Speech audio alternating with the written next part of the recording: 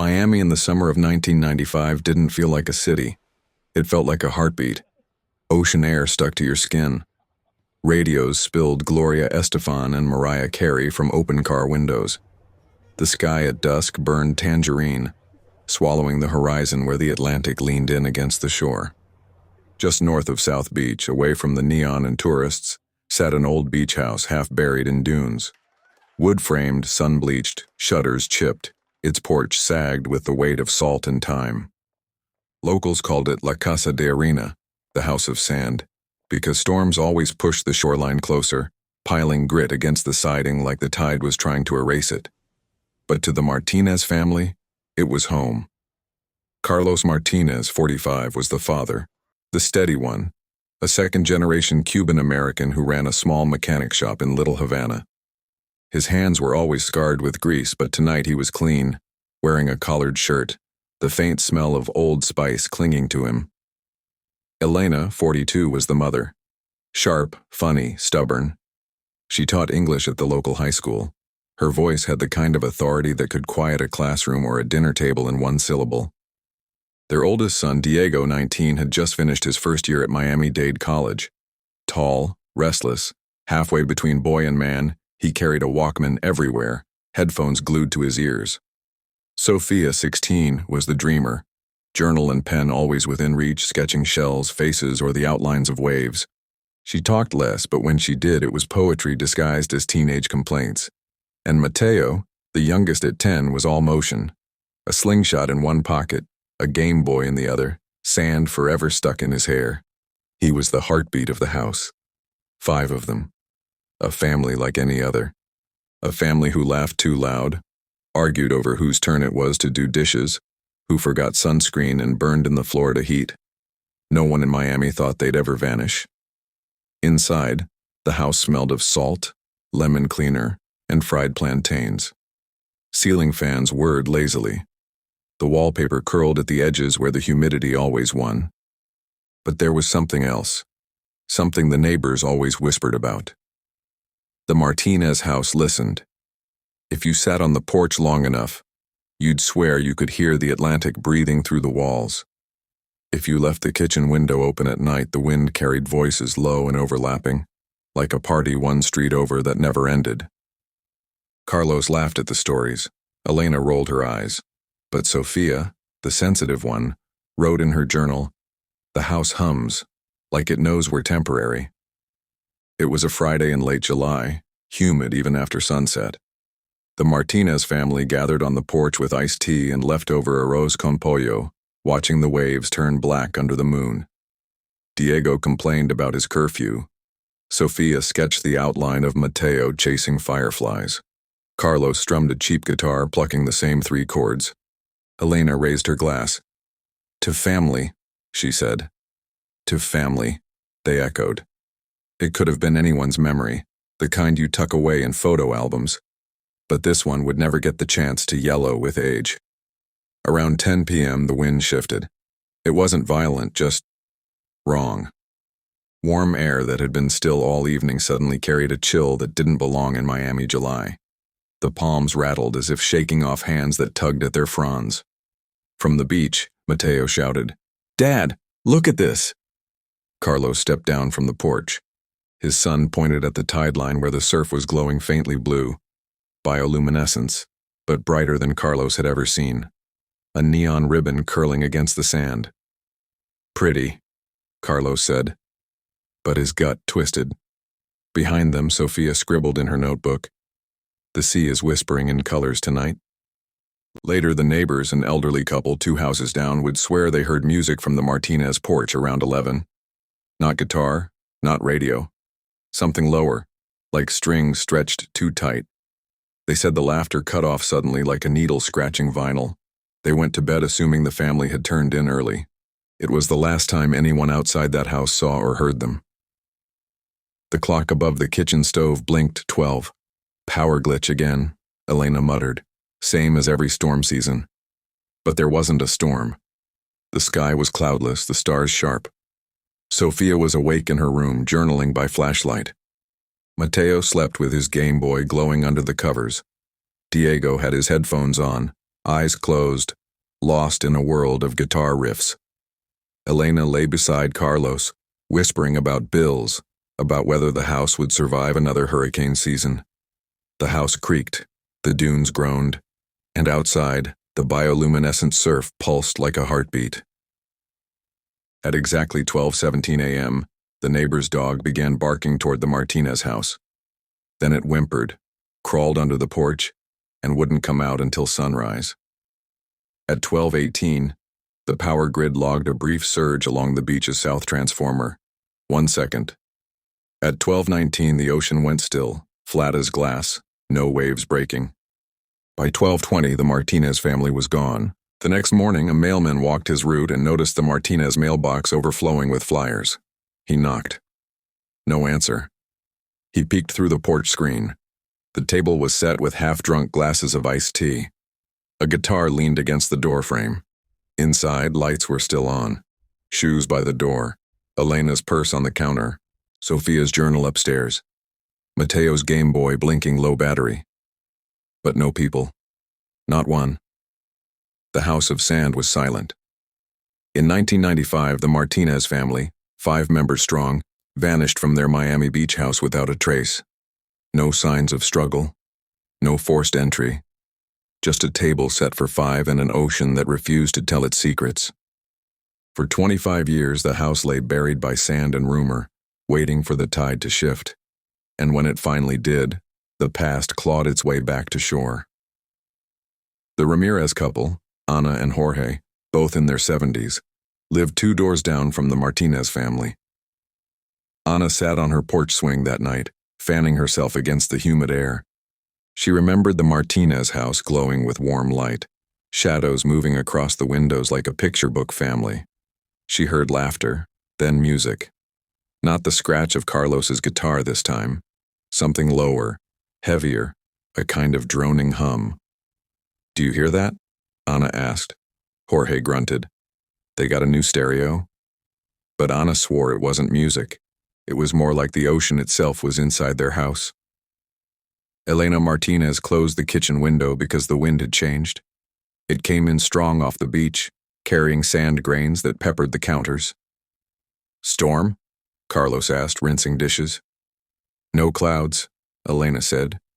She shivered, though the air was warm.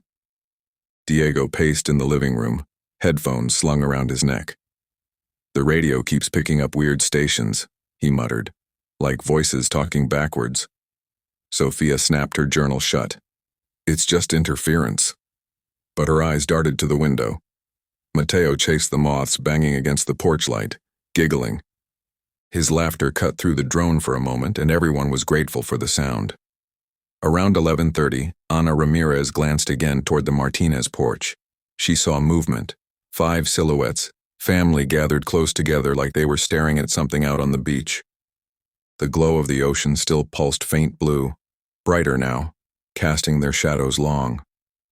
She opened her mouth to call out, then hesitated.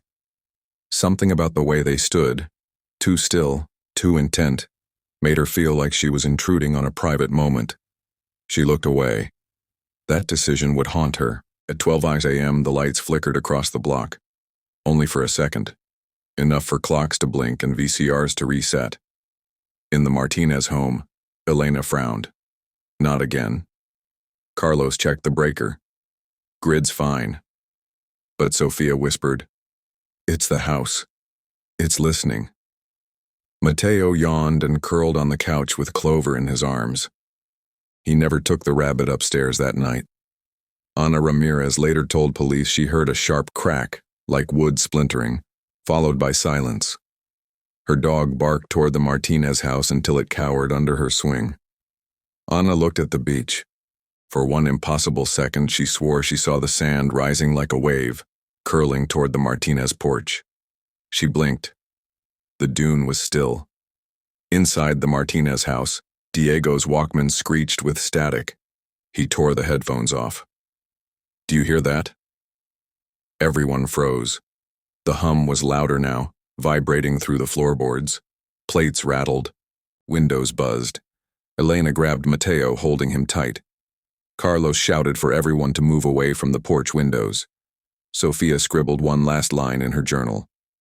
"It's calling us outside." Then, the kitchen clock froze on 12:18. The hum stopped. When it returned, it was a whistle. Long, low, like a train pulling into a station that didn't exist. The lights blew out.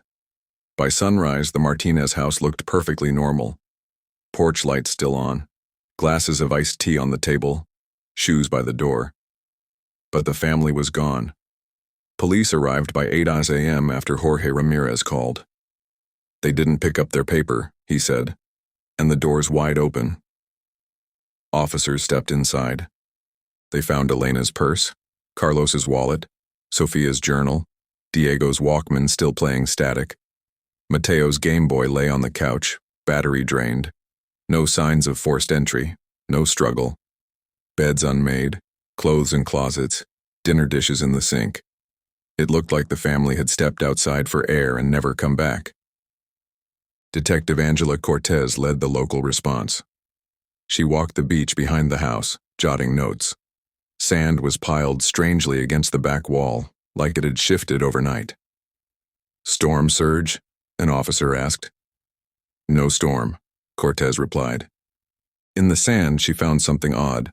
A single bare footprint, too small to be Carlos's, too big to be Mateo's. She cast it in plaster. The toes pointed toward the ocean. Inside, she bagged Sophia's journal. The last entry chilled her. It sounded like me calling my own name. By noon, news vans clogged the street. Family of 5 vanishes from Miami Beach home. Reporters swarmed the porch, cameras flashing through the windows. Neighbors described the family as happy, ordinary, never in trouble. But Ana Ramirez told the camera, there was music that night and then nothing, just silence. Detective Cortez kept her answers clipped. "No evidence of foul play. We're continuing the search." But privately, she whispered to her partner, "Families don't just vanish." By the end of that week, the house was taped off, then abandoned. The sand kept drifting higher, storms nudging dunes against the siding. Locals avoided walking near it after dark. Some swore they heard voices, children laughing, Elena calling someone's name. Others claimed the porch light flickered at exactly 12:17 a.m. every night. The official report gathered dust. Leads dried up. Miami kept moving fast and loud. But the Martinez house, half swallowed by the beach, never let go of its silence. Neighbors heard music. A dog barked at nothing. The ocean glowed. And at exactly 12:17 a.m., the Martinez family ceased to exist inside their Miami home. No struggle, no storm. Just 5 lives folded into silence. The police searched. The media fed. But the sand began its slow work of burial, and the case went cold before the week was out. Detective Angela Cortez stood in the Martinez living room with her notepad open, the hum of reporters outside pressing against the taped windows. The house smelled of salt, lemon cleaner, and something else. Something faintly metallic, like rain on hot wires. "Elena's purse is here. Wallet, ID, everything," an officer reported. "Diego's Walkman still running static," another added, holding up the cracked headphones. Mateo's Game Boy sat on the couch cushion, battery drained, screen frozen mid-game. "Nothing's missing," Cortez muttered. "But everyone's gone." She circled the table, glasses half full, dinner dishes in the sink, TV remote on the armrest, a picture-perfect freeze frame of a family's last minutes. On the beach behind the house, officers strung yellow tape as tourists gathered, snapping photos. Cortez crouched near the footprint she'd seen earlier, now cast in plaster. It was odd, slightly elongated, narrow, the arch too high. Forensics measured it at about size 612, but the weight distribution looked off. Beside it, the sand had collapsed in a strange pattern, like something heavy pressed down and then vanished. She ran her finger across the grit. Cold. Too cold for July. Back inside, Cortez flipped through Sophia's journal. Pages of sketches, waves curling into faces, the house sinking under sand, her brother's slingshot balanced against stars. The last entry, written in hurried script, Read, "It sounded like me calling my own name. The sand is closer, it's not the sea, it's the house." Cortez closed the book, unsettled. Teenagers wrote strange things, sure. But this felt like a warning. Neighbors gave conflicting accounts. Ana Ramirez swore she heard music that wasn't music, a deep humming drone. Jorge said he only heard laughter, then silence. A jogger claimed she saw 5 figures standing on the beach, glowing faintly in the bioluminescent surf. Police dismissed her as unreliable. A fisherman reported his watch stopped at 12:17 a.m. while casting nets offshore. Cortez logged every word, even the unbelievable ones. Forensic teams dusted every surface. No fingerprints beyond the family's. No signs of forced entry. But in the kitchen sink, among the plates, they found sand. Fine, black-grained, unlike the golden beach outside. Samples were bagged and sent to the lab. In the hallway, on the mirror, a faint streak appeared under black light, the outline of a small hand, smudged, sliding downward. For 2 weeks, the Martinez case dominated headlines. Miami family disappears overnight. House of Sand mystery. News crews camped outside, speculating about drug cartels, kidnappings, cult activity. Talk shows debated whether the family staged their own disappearance. Detective Cortez hated it. She knew what staged looked like. This wasn't it. This was something stranger. By August, the leads dried up. Air and sea searches found nothing. No bodies, no luggage, no credit card use, no calls. The plaster footprint sample returned from the lab as inconclusive, possible deformation in casting. The black sand came back, not native to Florida coastline. Cortez pressed for follow-up. The lab shrugged. Could be contamination. Superiors grew impatient. We don't have resources for ghost stories, Angela. Late nights, Cortez sat in the empty house, listening. The floorboards creaked, though no one walked. The fridge hummed, then cut out, leaving silence so deep it rang in her ears. At 12:17 one night, she swore the porch light flickered twice. She walked outside. The beach was flat, silent, moonlight spilling silver across the dunes. And then she heard it, the faintest whistle, carried on wind. Not a bird, not a boat, a train whistle. She shivered. Miami didn't have trains this close to the water. By September, the Martinez file was stamped, unsolved, inactive. The news cycle moved on. Miami returned to its rhythm, traffic, music, heat. The house, though, didn't. The sand crept higher against the siding. The porch sagged. The light flickered at odd hours. Tourists stopped to take photos, whispering. Locals crossed the street to avoid it. Detective Cortez kept the journal in her desk drawer, long after she was reassigned. Some nights, she opened to that last page and read Sophia's words. It sounded like me calling my own name. She never stopped wondering. By the end of 1996, storms pushed dunes tighter around the house. The first-floor windows were half buried. The beach reclaimed what had once been human space. By the early 2000s, only the roof peaked above the shifting sand. And by 2010, La Casa de Arena was gone. But the whispers never left. The Martinez family vanished in the summer of 1995. No ransom, no suspects, no remains. Their home sat waiting as the sand swallowed it grain by grain. A silent tomb for 5 lives lost to the tide. The city forgot. The case closed. But 25 years later, when bulldozers clawed at the shore, the house of sand would rise again, and with it, the secrets the ocean had tried to bury. The Martinez house sat taped off for months. Yellow police ribbons shredded in the sea breeze, flapping like dying kites. Inside, the furniture collected dust.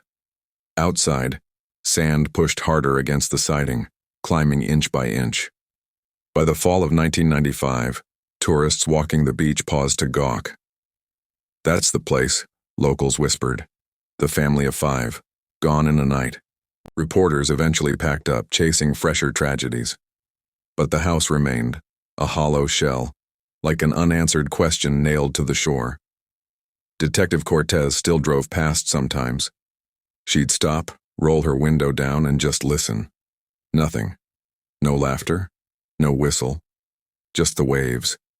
She hated how normal it sounded. At headquarters, the Martinez file was shoved into the cold case cabinet. Photos of the house, the footprint cast, Sophia's journal, filed away under unresolved, 1995. Younger officers cracked jokes. The beach ate 'em. Others whispered cartel rumors, but most just didn't care. Miami was busy. There were overdoses, robberies, hurricanes. One missing family faded fast in the noise. Cortez kept pushing, but her captain said the same thing every time. "Angela, it's over. No bodies, no leads, no case." She argued until her voice went hoarse. The file stayed closed. By 1997, the Martinez house looked different. Hurricane Irene brushed the coast that fall, and the dunes shifted violently. When the skies cleared, half the porch was gone. The stairs ended in a wall of sand. Ana Ramirez, the neighbor, stood in her yard with tears in her eyes. "The beach is swallowing them," she whispered to Jorge. He shook his head. "It's just erosion." But Ana swore she saw handprints in the sand along the buried wall, small, sliding downward. Teenagers turned the abandoned house into a dare. On summer nights, they'd sneak in through the back door, flashlights in hand. They'd drink cheap beer, scrawl graffiti, whisper ghost stories. Some swore they heard footsteps upstairs, even though the floors had caved in. Others swore a child's voice whispered their name in the dark. One kid, trembling, said he found a Game Boy on the couch that still blinked low battery, 15 years after the night the family vanished. Most thought he was lying, but none of them ever stayed past midnight. Detective Cortez never stopped visiting. On the 5th anniversary in 2000, she walked the property at dusk. The house was half buried now. Only the top windows peeked above the dune. She crouched, brushing sand off the siding. For a moment, she thought she saw letters scratched faintly into the wood. "Don't follow." She blinked. The marks were gone. She backed away, heart pounding. "It's just the grain," she told herself. But she didn't believe it. By the turn of the millennium, the Martinez case was legend. Locals told tourists, "Don't walk past the dunes at night. You'll hear them calling." Fishermen swore they saw lights flickering under the sand where the house once stood, as if lamps still glowed in buried rooms. And always, someone mentioned the whistle. That low, mournful sound echoing at 12:17 a.m., kids joked it was the Miami ghost train. Older folks just shook their heads. Miami grew louder, shinier. Condos rose along the water. Nightclubs blasted bass until sunrise. The beach filled with tourists chasing neon. The Martinez family faded into the background, a ghost story told to newcomers, a warning whispered to children. Don't wander too close to the sand house. The ocean keeps what it takes. But under the dunes, the house was still there, waiting. The city forgot. The file gathered dust. The beach took back the house grain by grain until only whispers and warnings remained. But silence doesn't mean peace. It means waiting. And under the sand of Miami's shore, the Martinez house still hummed with the night it lost 5 souls. By 2002, storms and tides had done what the city never tried to undo. The Martinez house was nearly gone. The roof still peaked above the dune line, shingles weathered and black, like a grave marker poking out of sand. Locals stopped calling it the Martinez place. It became the buried house. Tour guides pointed at the dunes and told wide-eyed visitors, that's where the family disappeared. The ocean wanted them back. Children dared each other to run up the slope and touch the half-buried shingles. Few ever did. In 2004, after Hurricane Jeanne battered the coast, debris washed up near the dunes. Among the usual driftwood and bottles, a jogger found a children's sneaker, red canvas, untied laces, still damp with seawater. Police bagged it. Records showed it matched a pair Mateo Martinez wore in school photos. 2 months later, a metal detector hobbyist uncovered a cassette tape, corroded but intact. label smeared but one word still visible: Molly. When played, the tape hissed with static. In the middle, faintly, came a girl's voice. One sentence: "We can't go home." The tape was dismissed as prank, contamination. But ghost stories don't need evidence. They just need echoes. By 2005, the case caught the attention of fringe journalists. A local magazine ran a piece titled "Miami's Phantom Family." The writer described the house as a thin place, where the line between the living and the ocean blurred. Detective Angela Cortez, still on the force but sidelined, refused interviews. "I don't feed vultures," she told a colleague. But privately, she kept clipping every article. Late at night, she reread Sophia's last journal entry. It sounded like me calling my own name. High school kids kept sneaking out to the dunes, chasing adrenaline. They called it the sand trap. Some swore they saw lights under the sand like lamps still burning in buried rooms. Others claimed their watches froze at 12:17 a.m., same as the night of the disappearance. One group dared each other to dig. They uncovered a corner of wallpaper, faded floral print, damp and brittle. When they pulled harder, a child's drawing came up with it, a crayon sketch of 5 stick figures holding hands on a beach. They left it there and never returned. By 2008, Detective Cortez had gray in her hair and a reputation for chasing ghosts. Younger officers called her La Fantasma. She didn't care. She still drove to the dunes once a month. One night she parked, rolled down her window, and waited. At 12:17, the radio in her cruiser flickered to life. Not static, not dispatch. Children's laughter. It lasted 5 seconds. She slammed the radio off, heart hammering. When she turned it back on, only silence. She sat there until sunrise, gripping Sophia's journal like it was scripture. By 2010, the Martinez family wasn't just a tragedy. They were folklore. Tour companies sold Ghosts of Miami Beach packages, ending at the dunes. Storytellers whispered about the buried house where time stopped. Locals swore if you pressed your ear to the sand, you could hear whispers. "Stay inside. Don't follow." The house was gone. Buried. Forgotten by the city, remembered only by the sea, and those who still believed. The Martinez family vanished into the dunes of 1995. By the 2000s, their house was swallowed whole, but the sand gave back relics: a shoe, a cassette, a drawing. The city laughed them off, but those who listened closely knew better. Miami had buried more than a home. It had buried a warning.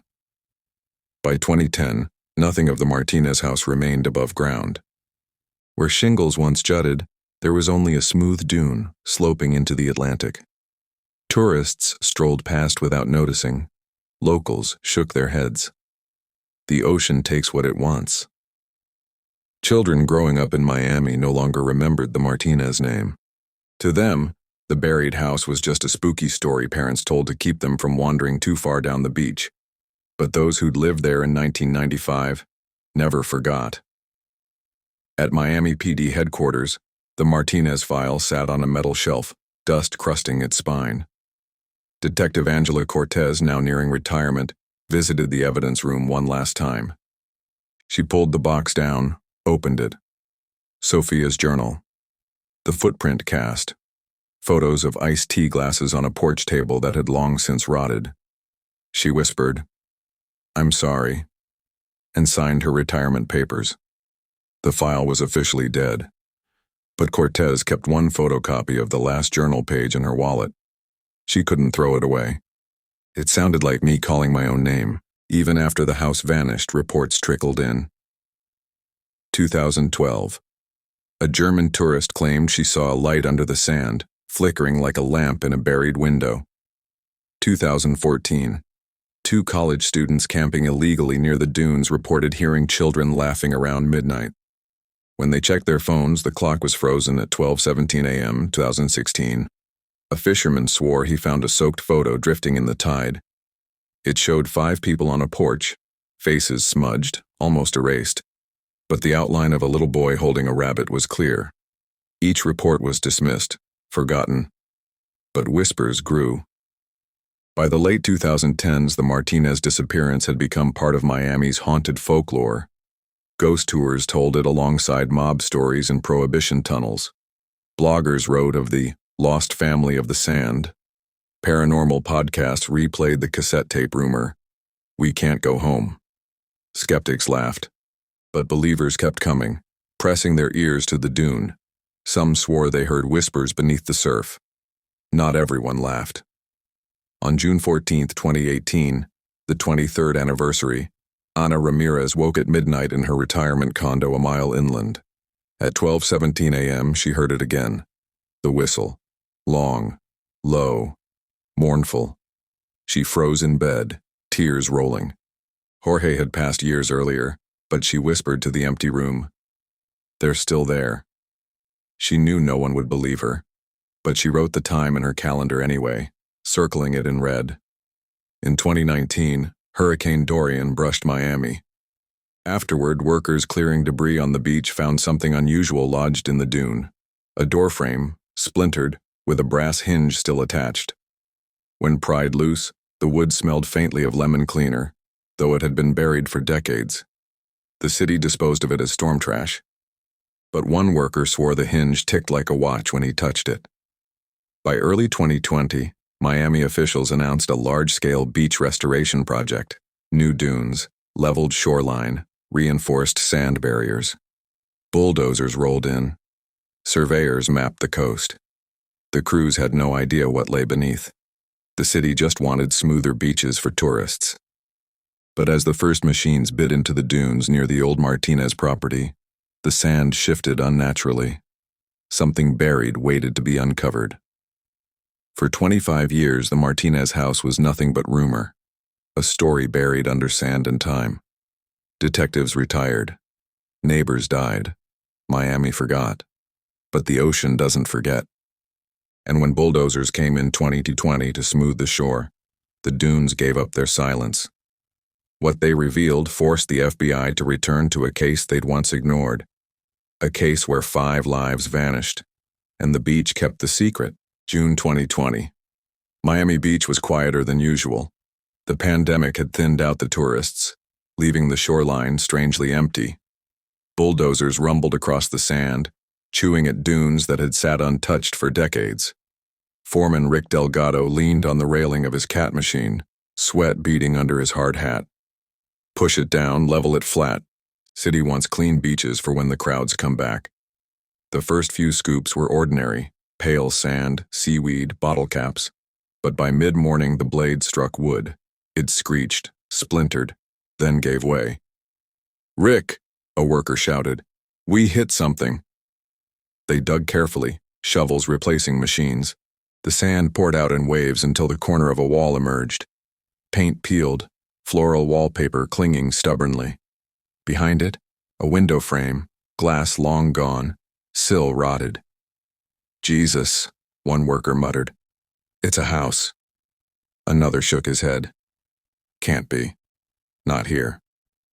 But as they dug further, more structure appeared. Floorboards, collapsed beams, fragments of furniture warped by salt and time.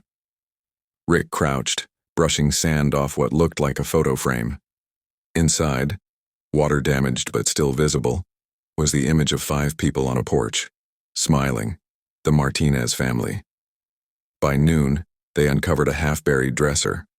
When pried open, the drawers gave off a faint smell, lemon cleaner, impossibly preserved. Inside, children's clothes, a boy's red sneaker, a girl's faded sketchbook. The workers froze. One whispered, "This ain't right. It's like it's been waiting." Then came the worst. In the sand beside the dresser lay a cassette player, corroded but intact. When one worker pressed play, the tape inside screeched static, then a voice. A girl's voice. "We can't go home." The crew dropped the player like it was burning. "Call the police," Rick ordered, pale. "Now." Miami PD responded first. Officers taped the site, waved tourists back, and stared at the unearthed furniture like they were looking at a ghost. Detective Marisol Vega, young but sharp, took notes. Could be remnants from the Martinez property. Storm surge must have buried it years ago. An officer muttered, or something else did. By evening, word reached the bureau. The name Martinez triggered an alert in old databases. For 25 years, the case had been a cold scar. Now the wound was bleeding again. Retired Detective Angela Cortez got the call at home. She almost didn't answer.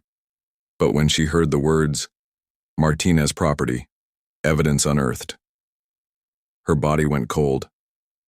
By the time she arrived at the beach, floodlights bathed the dig site in white glare. She walked to the caution tape, heart pounding. There it was. Wallpaper she remembered, a photo frame she'd seen in case files, a cassette player she had never touched before. Her eyes stung. She whispered, I told you they were still here. At 12:17 a.m., while officers cataloged evidence, the floodlights flickered.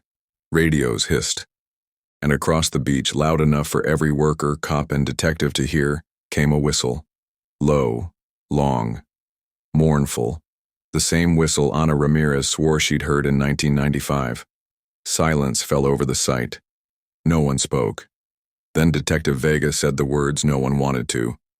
This isn't just construction anymore. We need the FBI. 25 years after the Martinez family vanished, the ocean gave back what it had taken. A wall, a dresser, a sneaker, a cassette. The beach restoration was supposed to clean the shore. Instead, it uncovered the house of sand and forced the FBI to reopen a case Miami had tried to forget. By sunrise, the beach looked like a movie set.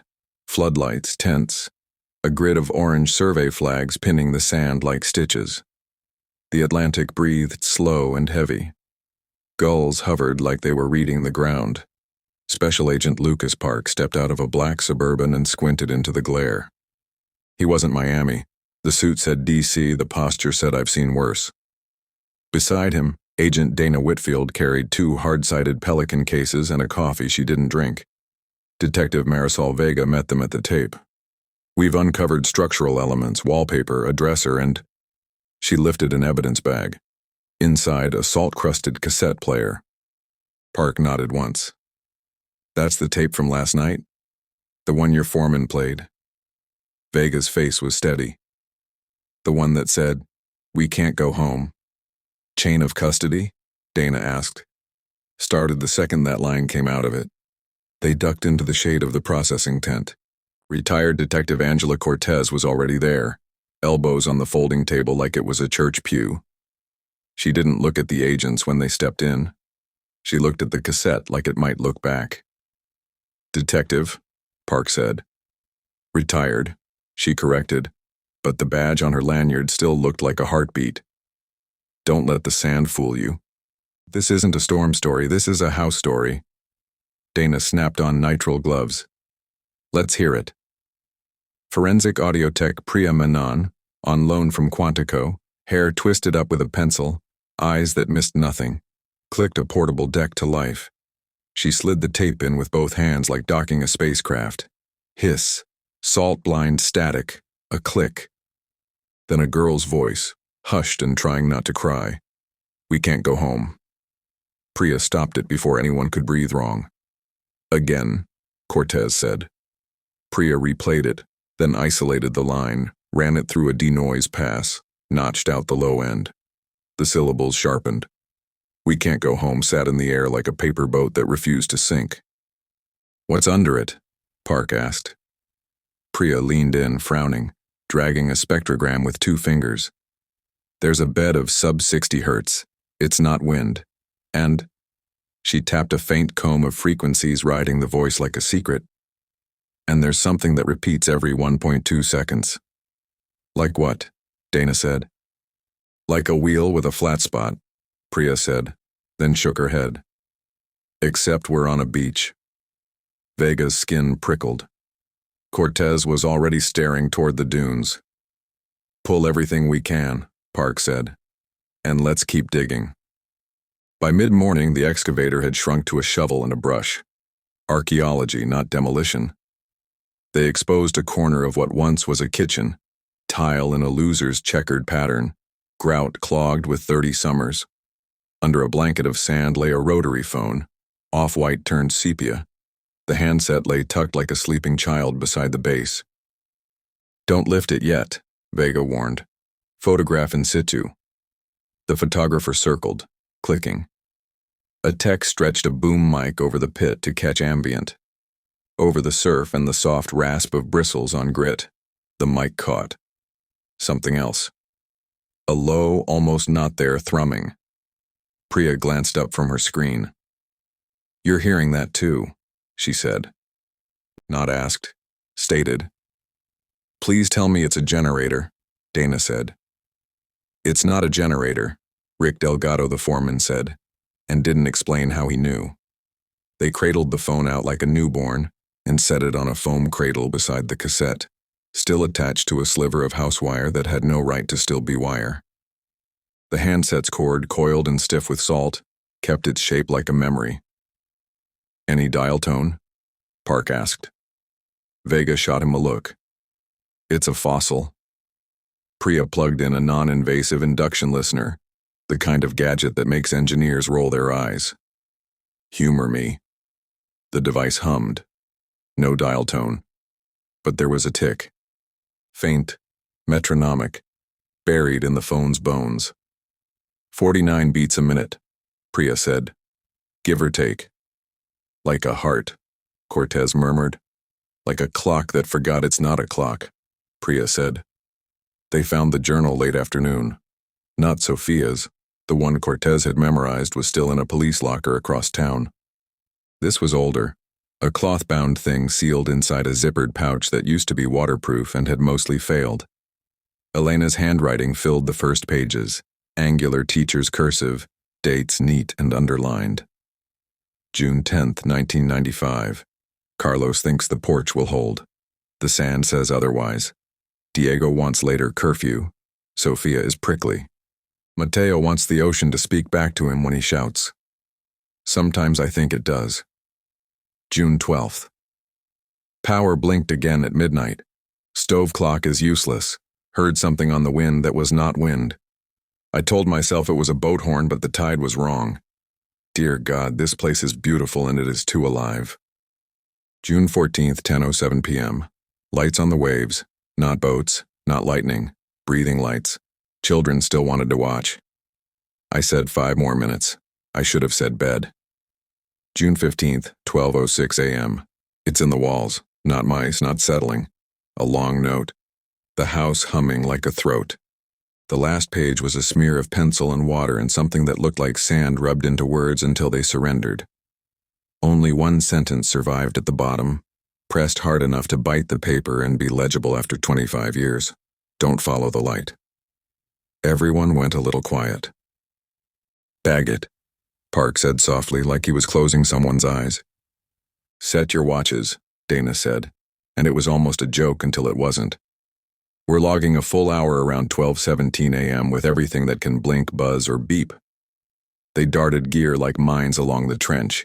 EM sensors, seismometers, thermocouples on the phone and the cassette and the wall fragments that still smelled faintly of lemon. A small GPR rig idled, its antenna a dish aimed at the dune like a question. "Walk me through your pattern," Park said to Cortez. "No folklore, just what you wrote down when it was still fresh." Cortez surprised him by sticking to it like she was still on payroll. Lights flicker at midnight. Short surge at 12:18 on the grid. Silence like a held breath, and at 12:17 if anyone's awake, they hear it. "Hear what?" Dana asked, making him say it. "The whistle," Cortez said. "Not a ship, not a car 2 streets over. A whistle that doesn't belong to Miami." Park exhaled like smoke. "And if they heard more than that?" "Sometimes a laugh," Cortez said. "Sometimes a voice calling a name. Sometimes the name you hear is your own." Dana checked her watch. 11:59. "Phone's off," Vega said. "Radio's on 1. No one wanders. I don't care if you think you see your mother." Rick laughed once with no humor. "Copy that." It started petty. A tremor in a light tower, A camera on a tripod drifting 2 degrees right all on its own, sand motes lifting like dust in a sunbeam where there was no sun. Priya watched her laptop turn into a haunted house of graphs. EM climbed. Infrared bloomed. Audio spectrum drew a long, low hill across the bottom, the kind you feel in your bones before you admit you're scared. 1216 became 1216 and change. Watches across the site disagreed about how fast the seconds should be allowed to move. The seismometer wrote a sentence only machines know how to read. The rotary phone gave a single click, like a tongue against a tooth. "Everyone hold," Park said, but he'd already stopped breathing. 12:17 a.m. The floodlights dimmed without getting darker. The ocean ceased to exist long enough for everyone to realize they had been assuming it would always be there. Sound changed shape. And over all of it, so soft you had to decide to hear it. The whistle. Long. Low. Closer than it had any right to be. The phone rang. Not a classic bell. A thin, pained turr, turr, turr from deep in its throat. 3 rings. Then silence. "Don't," Vega told Cortez, because Cortez had already moved like the handset had a magnet in it. Cortez stopped her hand an inch above plastic. The hair on her arm lifted. She looked at Park. He nodded. She lifted the receiver. "Martinez residence," she said, because there was no official phrase in any manual for this. Static, like poured sand. Then a child's breath, the shape of it unmistakable even after a quarter century. "Mateo?" Cortez asked before she could not ask it. A voice small and far away and pressed through water. Don't what?" Cortez whispered. "Tell me, I'm here."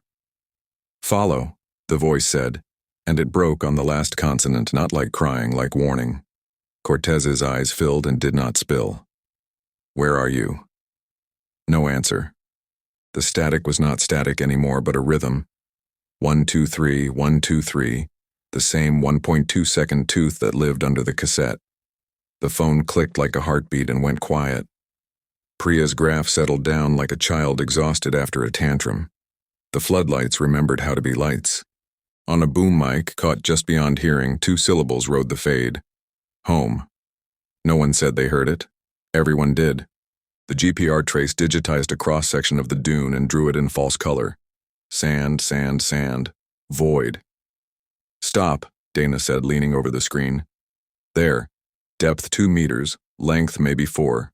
Rectilinear edges. That's not a pocket. That's a room." Rick cursed softly. So the storm didn't chew the house down and scatter it, it sank. "Or got covered," Cortez said. Park drew a square in the sand with his boot. "We excavate here, slow. We don't compromise what's left." They went in by hand, scoops, brushes, the patience of people trying not to wake something sleeping. The void resolved from idea to geometry, a ceiling of collapsed boards, a doorframe sagging like an exhausted mouth. "Brace it," Vega ordered. "No heroes." When the last plank slid free, the smell came up. Salt, lemon, old electricity. The beam from a headlamp found the shape of a table tilted at an angle, chairs half swallowed, a wall cabinet bowed like a prayer.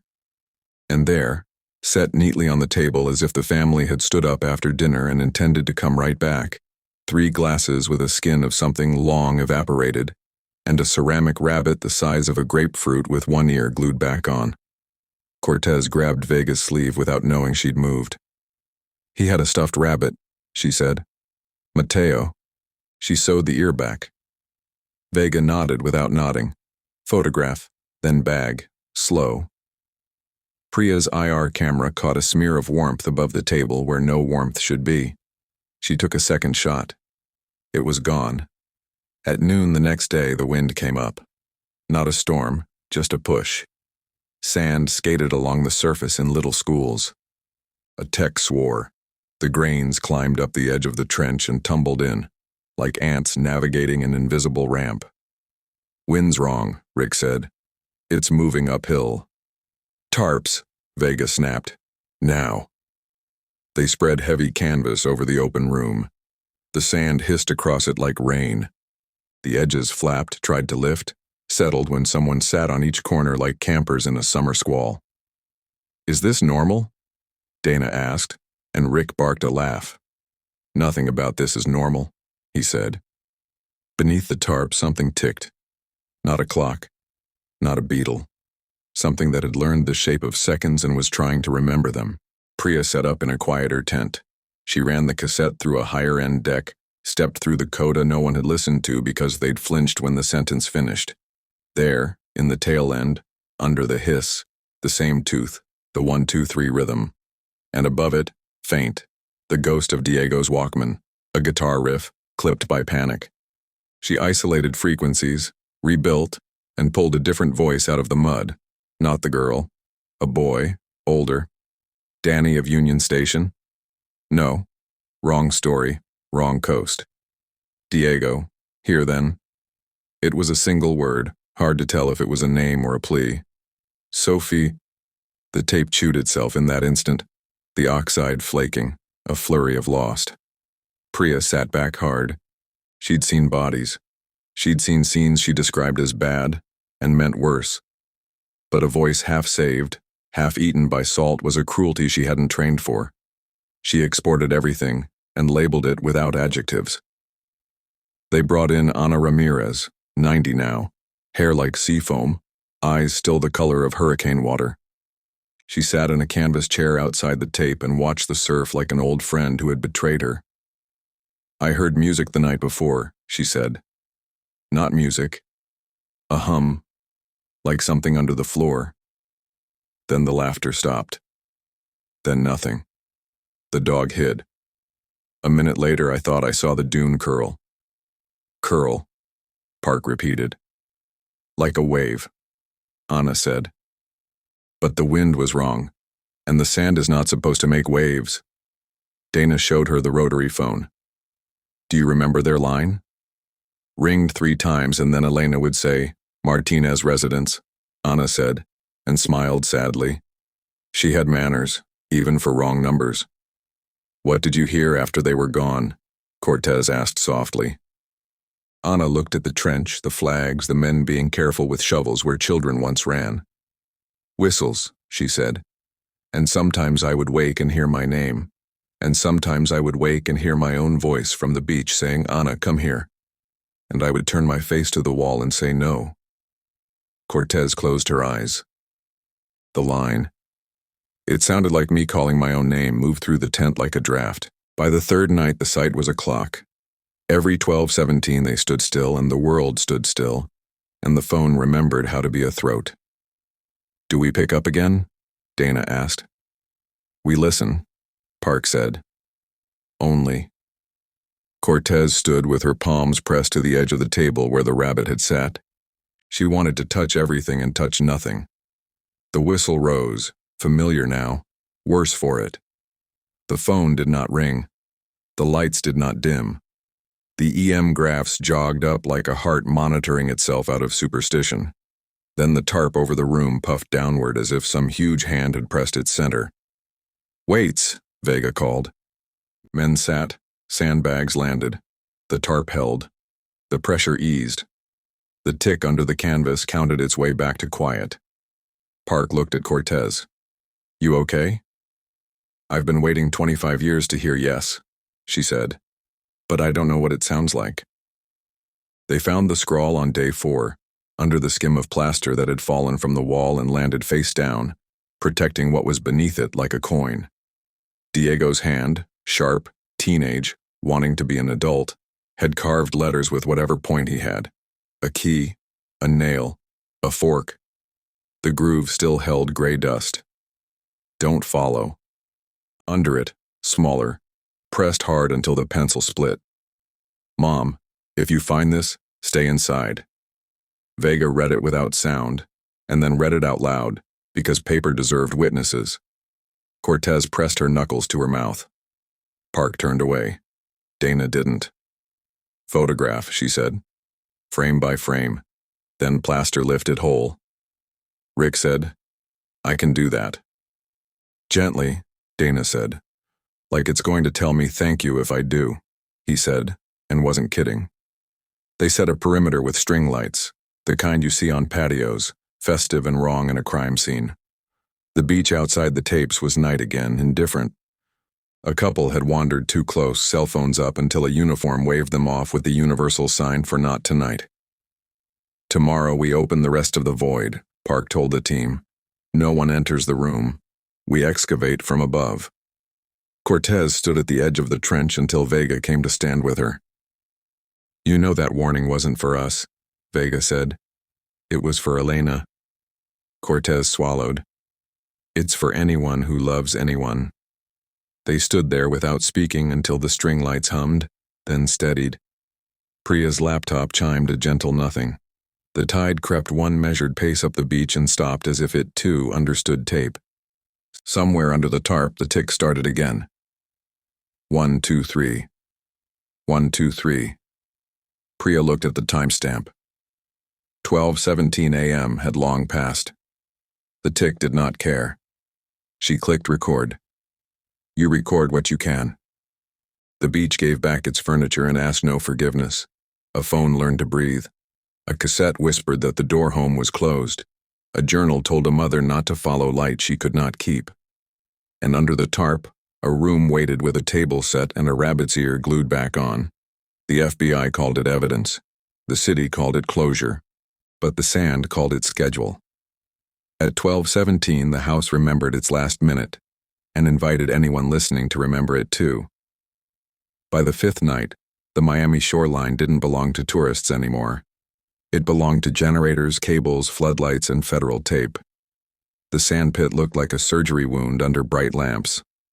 Special Agent Lucas Park stood at the edge with his arms folded, watching the trench breathe dust. "We catalog, we bag, we report. That's it," he said. Detective Marisol Vega smirked. "That's it? A family disappears, a house buries itself, and your phone rings at midnight with a child's warning. You're telling me that's it?" Park didn't answer. He didn't believe in ghosts. He believed in things he couldn't explain yet. But even he couldn't shake the memory of the phone's trrr echoing in his bones. Retired Detective Angela Cortez crouched by the trench, whispering like a woman at a grave. "They're not gone. They're stuck." At 2 a.m., a sound cut through the static of generators. Laughter. High-pitched, overlapping children's laughter. Not joyful, strained, too close to hysteria. Every head turned. Flashlights cut across the dunes. Nothing. The sand was smooth, untouched. But the laughter rolled again, this time behind them, coming from the trench. Priya's audio meters spiked. "It's on every channel," she whispered. Cortez covered her mouth. "Sophia."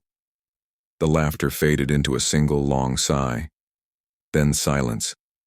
The team stood frozen, hearts pounding in unison. By daylight, the excavation crew opened more of the buried room. Inside, the remains of furniture sagged like wet cardboard. Wallpaper peeled in curling tongues. On one wall, faint letters scratched into the plaster. "Don't follow." Beneath it, almost erased by sand, was another line. "We are not alone here." Vega read it aloud, her throat tight. So who else was in the house? No one answered. Priya replayed the cassette, running it backwards, stretching the hiss. At 30% speed, another sound emerged beneath the girl's voice. A whistle. Not a train. Not a boat. A whistle rising and falling, too deep for its size. "Subharmonics," Priya muttered, hands trembling on the controls. "Like something bigger is underneath everything." Cortez whispered, "The ocean." That night, 12:17 a.m., came like a drumbeat everyone could feel in their ribs. The floodlights dimmed. The surf went silent. Watches froze. The rotary phone rang. Once, twice, 3 times. Park nodded to Cortez. "Go." She lifted the handset. Martinez residence. Static. Then a child's whisper. "Don't follow." Her eyes welled. "Where are you?" The voice cracked, faint, like it came from under a mountain of sand. "Home." The line went dead, and then the trench, 25 years of sand piled high, shifted inward. slowly, as if inhaling. Workers scrambled back, shouting. Sand slid like water, swallowing the exposed room, the rabbit, the glasses, everything they had uncovered. In less than a minute, it was gone. The dune looked untouched, smooth, innocent. The phone lay in Cortez's hand, silent. By dawn, the FBI packed up. The official statement read, "Recovered structural remnants consistent with storm damage. No human remains found.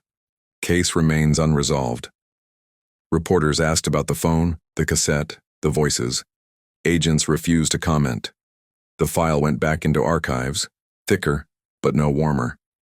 Weeks later, Ana Ramirez sat on her condo balcony staring at the sea. At 12:17 a.m., she heard it again. Children laughing, soft and close. She whispered, "I'm not coming." The laughter faded. The whistle moaned, low and endless, and the sea breathed. In 1995, 5 family members vanished from their Miami beach house. In 2020, the sand gave back fragments, clothes, journals, a phone that still rang. The FBI called it evidence, locals called it a haunting, and the ocean called it nothing at all. The Martinez family never came home, but every night at 12:17 the beach still remembers. And if you listen closely, it just might remember your name too.